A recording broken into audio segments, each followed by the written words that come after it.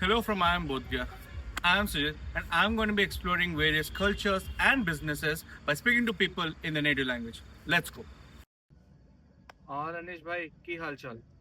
बढ़िया सुजीत बाबू बढ़िया अपन बताते की हाल चाल बढ़िया बढ़िया बढ़िया. कुछ बिहार के बारे में बताइए.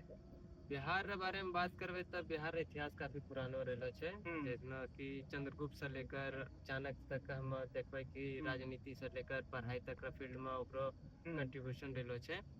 बात करबे पढ़ाई रा फील्ड में स्पेशली तो बिहार लंग नालंदा विश्वविद्यालय छले, विक्रमशिला विश्वविद्यालय छले जो प्राचीन समय में बहुत विश्व प्रसिद्ध विश्वविद्यालय रहलो छे. तब बिहार इतिहास काफी अध्यात्म से लेकर साइंटिफिक तौर तरीका में सब तरह में एक आधुनिक प्रयास रहलो छे आगू बढ़े में. आरो बिहार काफी एक रिच कल्चर लाने छे अपना से भारत में. खाना से लेकर रहन सहन कपड़ा लत्ता देखबे कि सिल्क भागलपुर रा सिल्क बहुत प्रसिद्ध रहलो छे. भागलपुरी सिल्क हम सनी जे कन्वोकेशन में पहनबे बहु भागलपुरी सिल्क ही छे. तो एक काफी रिच कल्चर रहलो छे बिहार रा हर क्षेत्र में. तो बिहार एक मिलनसार स्टेट रा तौर पर रहलो छे हमेशा से और उम्मीद छे कि हमेशा रहते. ठीक छे बिहारी भाई.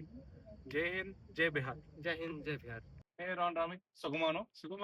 സുജിത്തിന് സുഖമാണോ? സുഖം. റോൺ റമി, കേരളത്തിൽ പ്രധാന വരുമാനം എന്താണ്? കേരളത്തിൽ കൃഷി ഒരു പ്രധാന വരുമാനമാണ്. ഏലം, കുരുമുളക്, ടീ, കോഫി, തേങ്ങ ഇതൊക്കെയാണ് പ്രധാന വരുമാന മാർഗങ്ങൾ. ദെൻ സർവീസ് സെക്ടർ ഒരു വലിയ വരുമാന മാർഗമാണ്.